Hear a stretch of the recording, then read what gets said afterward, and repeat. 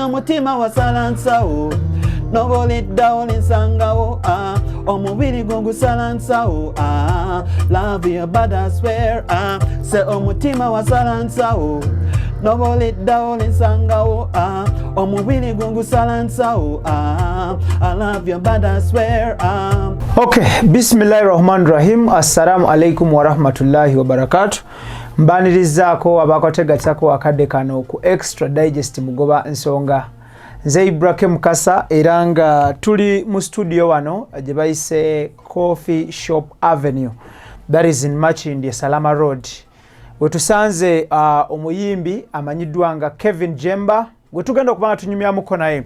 Of course gye tulimu eno bagiyise studio session, tusanga abayimbi mu studio nga bakola ne tuwayamuko nabo okulaba kitambula kitya. So twegatteko mu mboozi yaffe olunaku olwaleero nga tutunulira omuyimbi omuto Kevin JEMBA.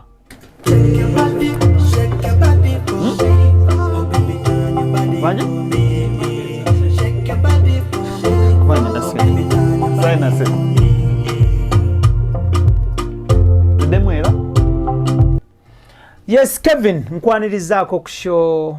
Buuza kuba tulaba. Abalabi bonna aba Extra Digest baniriza nnyo nsanyuse nnyo balaba amanya gange nze Kevin JEMBA. Yes. Oli bulungi? Ni bulungi sebo. So how are you? What's up? What's new? Not much sebo. Yes sebo. Kitambula kitya? Bitambula bulungi sebo. Okay. Yes, tukusanze mu studio wano o recording olimba baluyita batya? Baluyita nsalansawo. Nsalansawo. Yes sebo.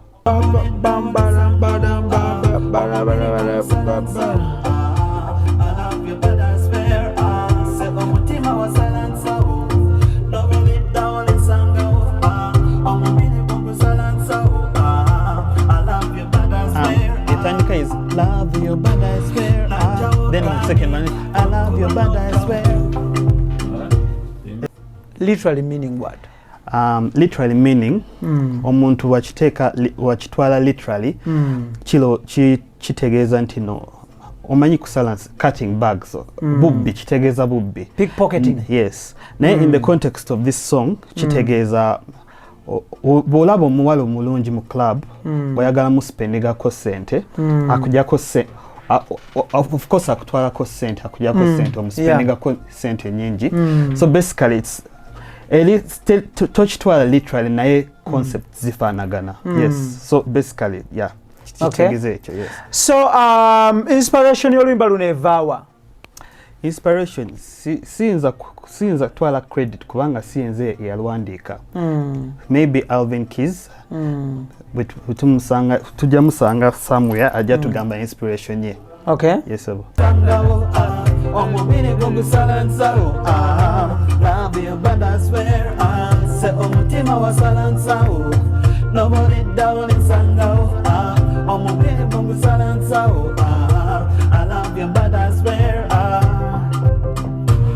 najjawo gadi wankuba nokautu enkabiruma benyuma sasaba time out Goda for you eyes for you my money for you sabambale munkubaliremu balishire dola balibi ololikomba jemasikuwa kukola your mind omutima wasalansawo.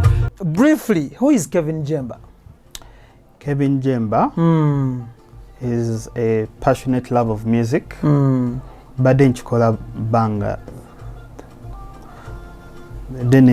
dene mukatini kubanga mbadde nsoma at the same time mbadde nkola music.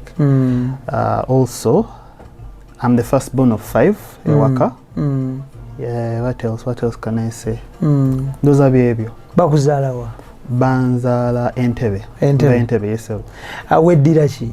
Neddira engonge. Engonge. Ekyo ekibuuzo bakimbuuziza alia naye kimanyi bulungi. So weddira ngonge. Yes, akabiro kanene. Yes sir. Kevin wasomera wa? Nasomera primary na kisomera St. Savage Junior School. That is Entebbe Road. Entebbe Road. Primary actually lower secondary My early childhood, so made the Entebbe Road, St. Saviour Junior School Primary, secondary in Uganda, St. Mary's College, Kisubi, S1 to S6. Yes, sir. Then that is senior 1 to senior 6, yes. Kisubi. Kisubi. P1 to P7, Kisubi. Saviour still Kisubi. Yes, sir. Just ekibawula fence. Yes. Wow. Kuba mwaka bonera uli musajja mukatuliki. Wow, that's very good. I love that. Yes, so, Kevin, from Saviour Primary, then you went to Kisubi, yes, that is for O and A level. Yes, O and then level. from there, university? University nagikolera Makerere University. Yes, Makerere University. Yes. Nokola costi? Nakola mateka. That is law? Yes, law. You have a degree in law? Yes, sir. Oh, that's great. Yes. Wafuna second class, first class, what class? Second class. Wow, that's very good. Honors. Good. Kevin JEMBA! CPAS. Hey. Honors. Wow. Yes, sir. What's the difference? Abantu abamu bayinza bate babimanye. Can you try to explain to them? The difference. I don't want to put wrong information out there. But the difference, kale chensobola komako kale if I want the masters in law nsobola gikola wa pastor sobola naye wa pastor kitegeeza nti no si lawyer mulungi lawyer mulungi nnyo naye the difference is nsobola kola masters. Yes, that is your definition of it. Yes, sir. Okay, we'll go by that. Yes. Because it's sasoma law. I don't know how it operates. Nasoma mawulire.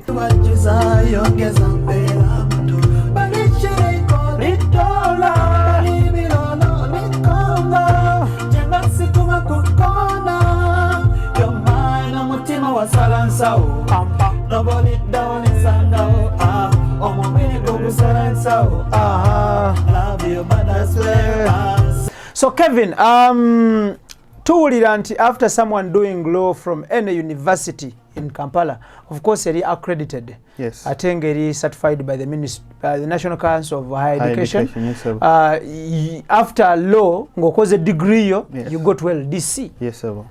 What's up with the LDC? I plan on joining. When? This year. This year? Yes, sir. Inshallah. Inshallah. Very good. Okay, so we're specializing. Muchobato naba specializing. Sinaba specializing. Naye mani chenjagala specializing mo. Chechecho. Jagala kwa attention yange copyright law, especially in Uganda. Copyright laws are fair. Tezili, they are not powerful, they are not strong enough, and artists are very protected. So zenjagala chi specializing and chiwa maso and all my attention. Copyright is a broad statement. Yes, sir. Ebiyiye by'abantu obwannannyini ku biyiye. Yes, sir. So gwe oyagala kutunulira ki in particular? Number one, ownership rights. Also the rights of the person that writes the song. Then also what an artist gets out of his music. Let's say if your music is played on TV, if your music is played anywhere, how does an artist benefit? There's a lot tezinaba, how can I say, tezinaba. Use English, it's fine. They're not yet strong enough in Uganda, and very many artists find themselves exploited in this industry. On top of that, jagala studying contracts of artists. Kubanga, you know, in Uganda, we find a lot of exploitation in this industry by different entities. So Zenjagala, I want to fight that. That is my passion. Yes. Again. Yeah. My love is only for you, yeah. When we turn the back to my love, Jagala Kabulu dosi. Everyone get what you desire, guess I'll be love. But if she ain't gonna be dollar, but if you don't know, come on. Jemasi kuma kukona. Your mind, I'm a tema was answer. Kevin, inspiration yokusoma mateeka ogijjawa? Because it is course etali ya mzanyo, course etali ya kuyisa bivulu. Yeah. When I muto nali njagala nnyo okubeera judge. So nina uncle wange bamita Uncle Tom yangamba to become a judge, you have to first become a lawyer. Zinnalindoza, you have to first mupithri nalindoza. If you want to become something, you just become a judge. Reason being, nina jaja wange, ali Lady Justice. Nali mumikolo nali ndaba respect jibamuwa. Wow, that's great. There was a lot of respect. People feared. So nange nenchitwala ningamba, if that's what I want to become. Yeah. Ngabu entambula, njagala abantu bavewo. Is your judge still alive? Yeah, he's still alive. She's still alive. Oh, that's very yes, good. Sir. Bamita Lady Justice Christine Chitumba. So, jajao. Yes, jajao. Kati bwe wamulaba nga bamuwa ebitiibwa n'ogamba nange njagala kubeera mulamuzi. Njagala kubeera mulamuzi. But on top of that, nalina passion ya music and njagala kola music. So from a very young age, nali nkwasaganya bibiri. Kubanga mu primary nali mu choir, but at the same time ngantwala emisomo gyange very serious. Yes, sir. Toina tewafuna retake wadenemu.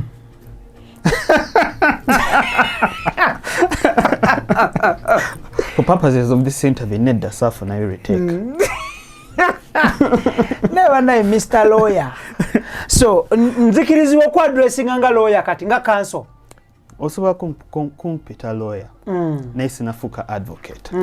When mala LDC, ne enrolling anja fuka advocate. Mpazi ku LDC mumalayo how long? 2 years? 1 year, 1.5 years. Okay. No yes, vayo, no tandika okugenda practicing. Yes, practicing. So, sayo ntokirizibwa kulinnya mu kooti kuwolereza muntu. You know, in Uganda, now osobola kwewolereza mu kooti. Anyone can step in a court and it's just yes, it's just that for a lawyer, we do it professionally. That's what we do professionally. Naye, the difference is fe tuchikola kubanga twagala bera ba advocate ba high court. That is why tugenda mu LDC netumala netu enrolling. Yes, kubanga fe tuchikola professionally, but everyone has a right to represent themselves in courts of law. In court of law. Yes. Okay, baloya chiba best friend bo oba ba friends bo so far now baloya chinga ba practicing out there. Out there. Nga mikwano jo. Mikwano jange naye sigenda bogera kubanga nayenga you have many. I have many, yes. Okay, bw'otunuulira baloya abaliwo essaawa eno, ani gw'ogamba nti he inspires me a lot. Let's give credit to Kevin. Togituulira. I'm thinking. Yeah. Aba inspiring. Okubeera ngabo. Bangi. Kubanga nakolera internship yange waliyo omusajja gwe bayita Kasirye, Mr. Kasirye, Andrew, wa Kasirye Byaruhanga Advocates. He's a senior counsel. I really admire him. That's great. And there's Nekatikiro. I admire the Katikiro. Kubanga naye lawyer. Yeah. I admire people who have really stood up because it's not enough just being a lawyer, because mu Uganda waliwo ba lawyer bangi nnyo. But what makes you great? What makes you stand out? Those are the things I really look at. Omuntu obero yayinza okugamba nti a bright boy like you, are you a boy or you're a man? I'm a man. You're not a boy? But before me you're a boy, you know. Yes, you know why? I know why. You know, you're a boy sir. Before me. Yes, sir. But for the purposes of this interview, you're a man. Yes, sir. Mr. Kevin. I find it weird calling you Mr. Kevin. What? How should I address you? JEMBA. Everyone calls me JEMBA. So, njagala tutunulire omuntu obere asobola okulaba nagamba nti omuvubuka omutonga gwe omuvubuka omugezi nga gwe. Kyekikuleeta mu ndongo honestly omuntu yasoma amateeka n'ogayita from a credible university, that is Makerere, or planning to go to LDC. Yes. Would you come to music honestly? It's not in such a system of music. I am music. Kubanga, this is something you're born with. Okay, not everyone is born with that talent. But it's something, this is a part of you. And to deny that part of you is denying a part of yourself. That is why Ndimundongo, because it's something I love, it's something that is a part of me. And I cannot deny it. Kubanga, you know, in Uganda and in the world of mulimu cases of depression, it's because people are following a talents, passions are way. Most of them do what their parents want them to do, what society expects them to do. That tebewa they don't do what they need to do. And my theory that I always go by is you only have one life. You can do it all, you can achieve it all if you set your mind out to it. Yes, so. Okay, Kevin, olugendo lwa music lutandikira wa? Otunyonyera of course nti waliko mu school choir. Yes. But this kind of music you're doing, olugendo lutandikira wa? Lwatandikira mu 2011. Yes.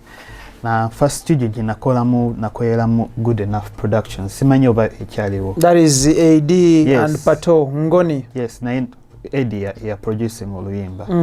Yes. It was back then when I met Kasuku. He is the first person yanyamba nyo mu industry and 12 different stations and 12 different radio stations, and I met people like you. That's why I've known you for a very long time. I met different personalities there, but of course ochikola ngosoma, it's very, because I remember when ali muto wambuze ekibuuzo, and at that point search together you asked me, how are you able to balance both the academics and the music? That was wali senior what? Nali senior 3. Senior 3. Yes. Yeah. And I was like, I just go to studio and I sing, and when it's time for school I go back to school. And it's not until years later that I realized that music is a full-time commitment. You have to give it your all 100%.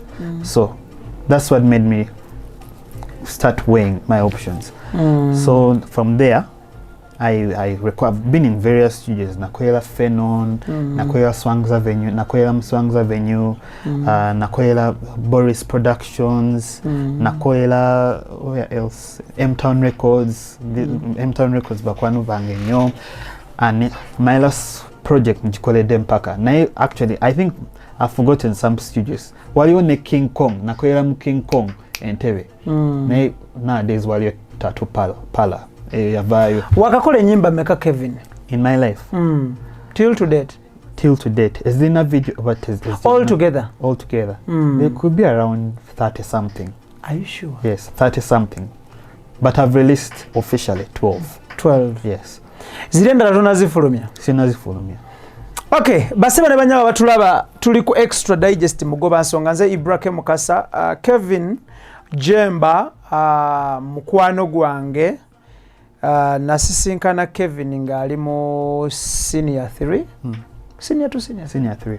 Ya namusinkana mu senior 3 nga mwana muto nnyo asomye n'amala O level n'amala A level n'amala ne university. Obudde nga budduka. Budduka nnyo sebo. Obudde budduka. Myaka emeka ku university? 4 years. 4 years. Yes.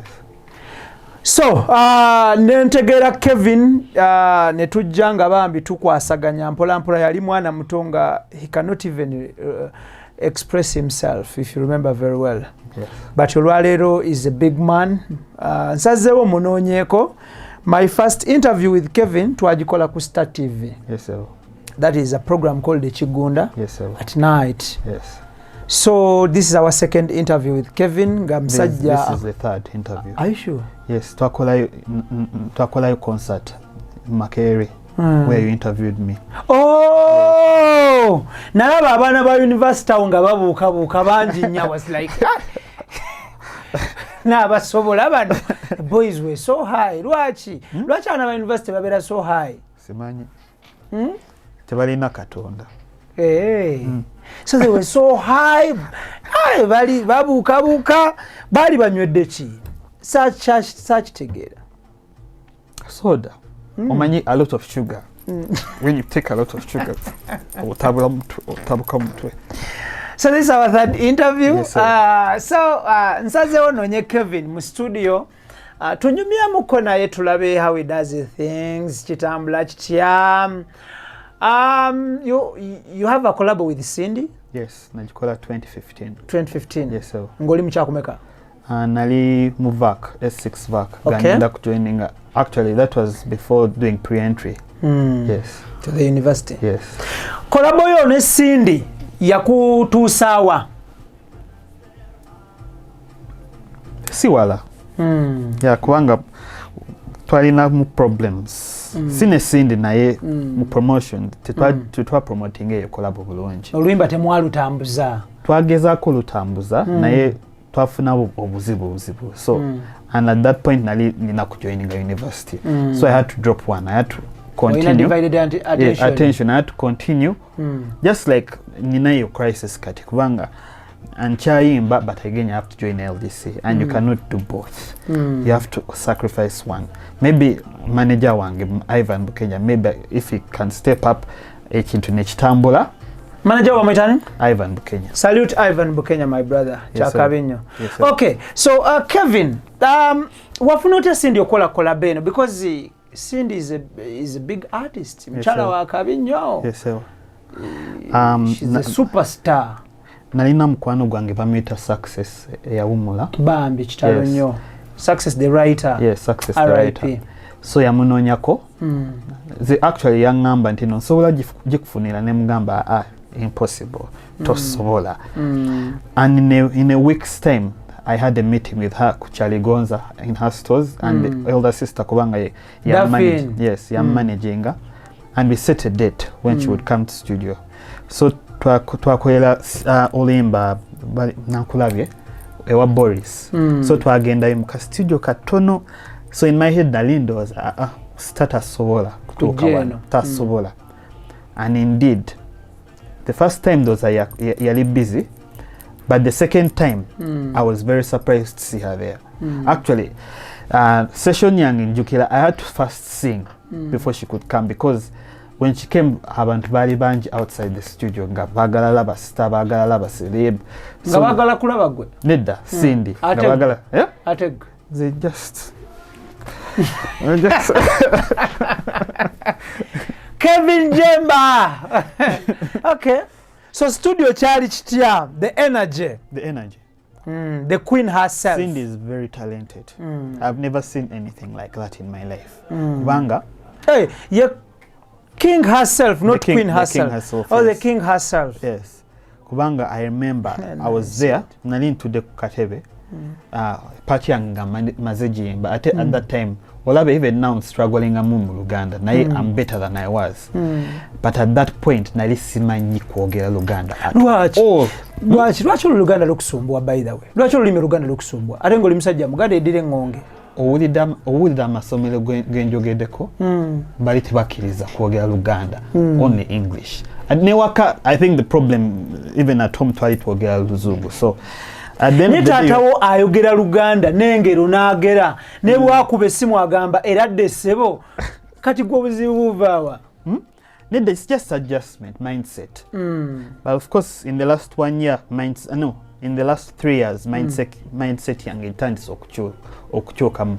Because you know, when you're young, bakugamba, you don't speak vernacular language, never kwek gumbe dene, they give you plates to move around.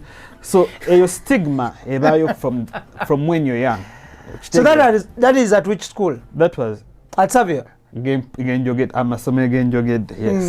Yes. But I think we should encourage even abantu bogera Uganda even in school. But that formal setting, because as a person, for me it affected me in a bit. Of course, ninaba kwanu banga. Gwene mzeyi wo mwami JEMBA. Yes, sir. Mwogera lulimi ki? Be honest, you're on camera. Ayogera Luganda no mudamu Luzungu. Mudamu Luzungu. Gemazima. Lwaje.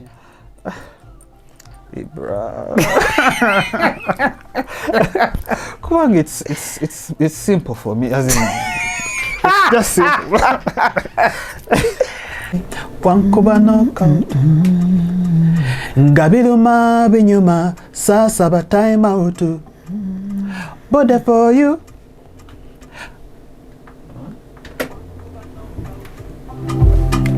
Ngabiruma binyuma sasa ba time out. Yes. Bode for you. Indayimba bode for you. Isaac. Then tukomeo jateka mo feelings. Bwemala collabo ya Cindy, wadamu n'okolayo collaboration n'omuyimbi omulala yena? Abayimbi banene, they're very difficult to get. Very, and you know, banji balina expectations, what they want you to fulfill. Abamu bagala oje katonda mugulu mulete abere mukabo omubawe balina expectations zingi. So from that point on I decided to try and struggle on my own. Yes sir. Musically rate yourself okuva wenna kusangira ng'oli mwana muto paka leero wenzizemu okulabira babaddewo growth. Ndabye wabaddewo growth kubanga wenatandika nali nyimba buluzungu lwokka.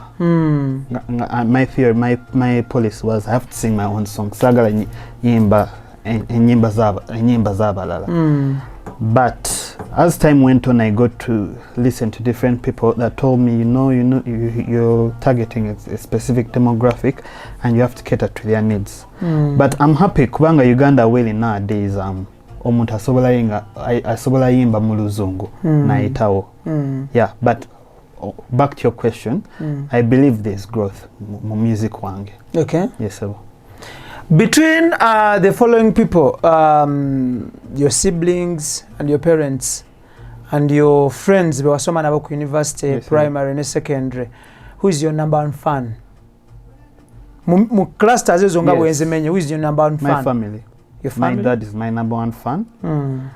My siblings are my number one fans. I have relatives. Let me give a shout out to specific relatives. I have an uncle called Uncle Geoffrey. Ali akolera mu office and at the same time ali DJ. Abadde nnyo instrument mu career yange. I also have what does that mean? Akolera mu office at a DJ. What does it mean? He's like me. He followed this passion. Kubanga passion ye ali DJ. Akola mulimu ki? He's an IT officer. Oh, that's Minister great. of Defense. Okay. Yes sir. That is your uncle. Yes. So naye fani wo. Yes. Atambudde nawe bulungi nnyo. Yes. Ninawo uncle wange bameta Uncle Tony. Naye he's a big fan. Ninawo cousin wange bameta naye nowadays muita uncle. Kubanga omanyi ebyekika okusikira kati right now muita uncle bameta Waswa Peter. Nesikirani. Yes, sikira uncle wange. Oh. Yes sir. Okay. Yeah, naye abadde very not instrumental, naye abadde fan wange. Yeah, big supporter. Yes sir. How about your mom? Mom? Mama wange amazima gali nti ayagala she would prefer if I followed the law career kubanga mami ayagala bya mateeka. Yes, ayagala bya mateeka. Endongo tagiriiko? Sinyo. Agamba ki kwawulira endongo yayogerawo bigambo kya ajagala naye how can I say agamba you sing well naye right LDC for example I didn't try to get ku music nali ngenda for an appearance at Levels nemugamba nangamba ate planning LDC planning ogenda kola kim LDC ye conversation ye attention ye ajagala ku mateka gange. Yes, mateka. Mama waina music wo musimu ye? Esimu ye sijitumira nyo naendoza ajilin amulina. Ani aina music wo musimu ye at home? Tata wange. Amwina mu.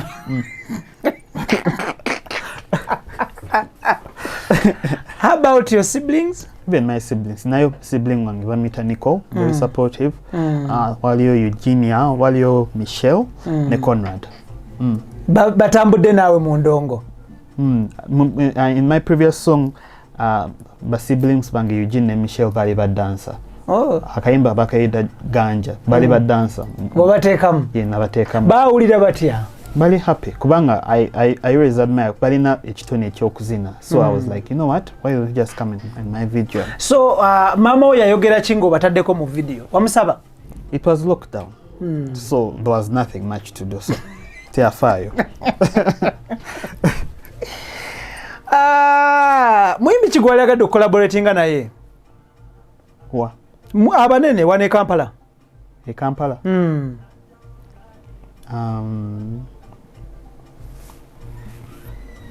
Waliyo andawe waliyo Pia Pounds waliyo waliyo Epas.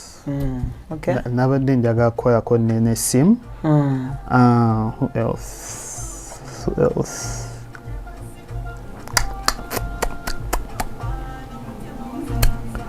Those bebo. How about internationally? Internationally yafa. Ani.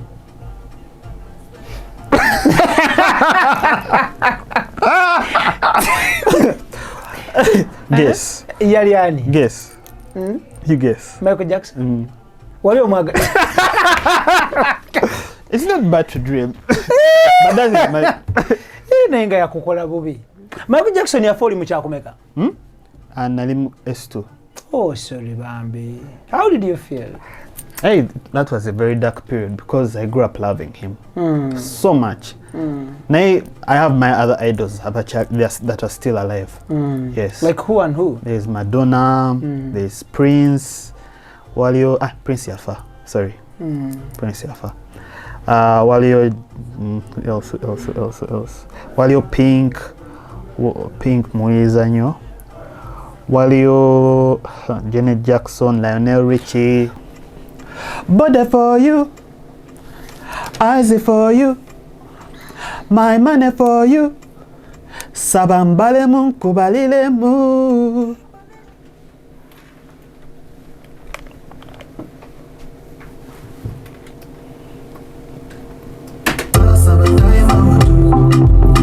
Body for you, eyes for you, my money for you. Sabambale mu. Mubayimbi ani best friend wo? Mubayimbi? Selena best friend. Luachi. Who is your friend? Okay. Best friend is something big. Who is your friend? Who is your friend? Mubayimbi. Ngosano mukubira akasimu ne mwogeramu. Right now no. Luachi. Tewaliwo. Luachi. Naye last year nalina Drekali. Who else? Drekali yagenda bweru. Yes. Salute my brother. Ali Canada, not so? Yes, Ali Canada. Kevin, nani mulala? Pia Pounce mukwano gwange. Naye twameetingako. She was a very nice person, so I think I can be friends with her. Okay. Yes. That's great. Okay, ani funding music wo? That's a very tricky question. Why?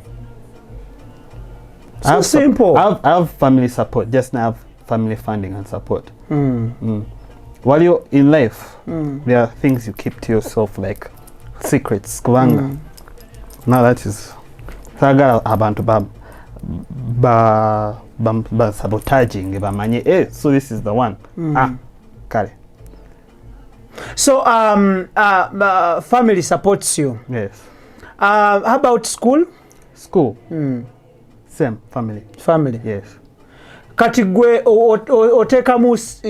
otekamu decent. Chenfuna chentekamu 10,500 shillings chentekamu. Ozijjawa go mwana omuto achabere waka. Where do you get this money from? Achabere waka. God. God. Katonda yakwesente.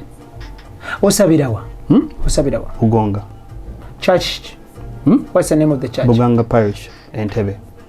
That is Bakatolish, yeah? Bakatolish. Okay, that's very good. Tulina Kevin, tugenda kubanga tumuleka.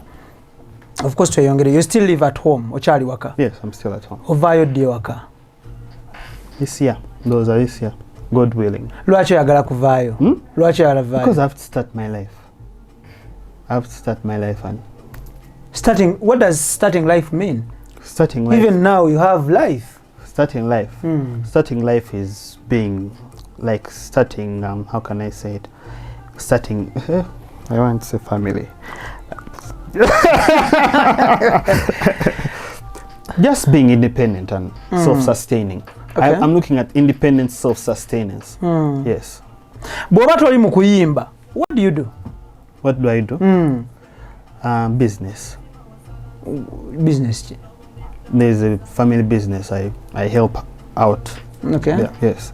Elibala Bajita Rendezvous Terrace Launch Entebbe. Okay. You are the manager? Yes, I'm the manager. Oyina myaka emeka? I'm 27. 27 now. Yes.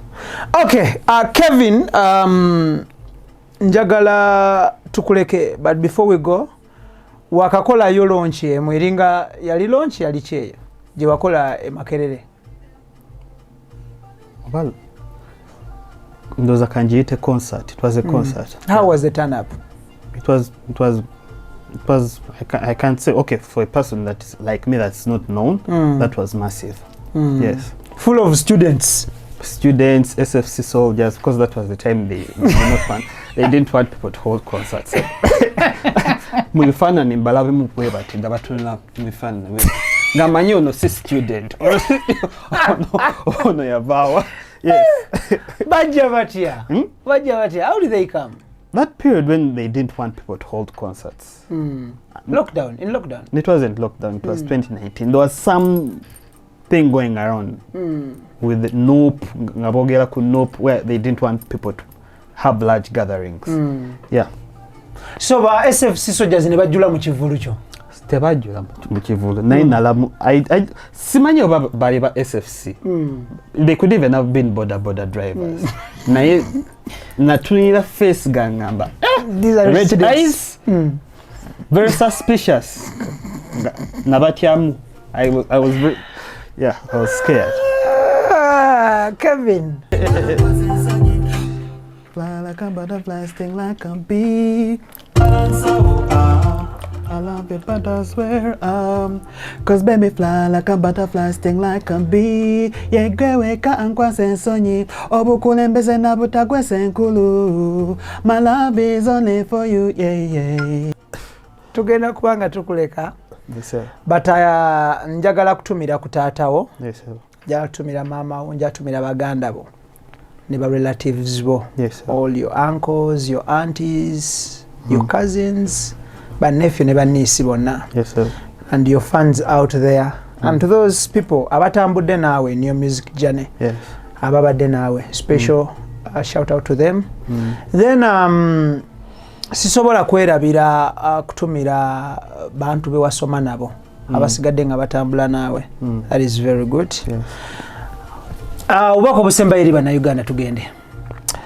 Basebo ne banyabo. First of all, njaga kweyanza nnyo. Thank you so much, Ibra, for this opportunity. It's not a simple thing, and I know how busy you are, and I'd like to thank you for this opportunity. And I would like to encourage everyone to go to my pages, listen to my music, and support me. Yeah. Okay, that is Kevin JEMBA for you. Omusajja yeddire ngonge. Akabbiro? Kanene. What is kanene in English? What is engonge in English? Engonge is an otter. In English? Yes, it's an otter. Okay.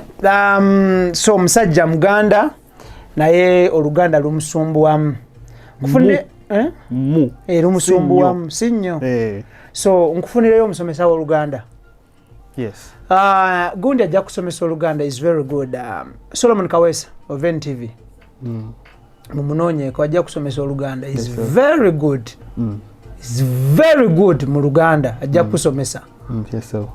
Jamunoonya. Ojamunonya. Yes, sir. Okay, that is Kevin JEMBA for you. Nkwagala nnyo my brother.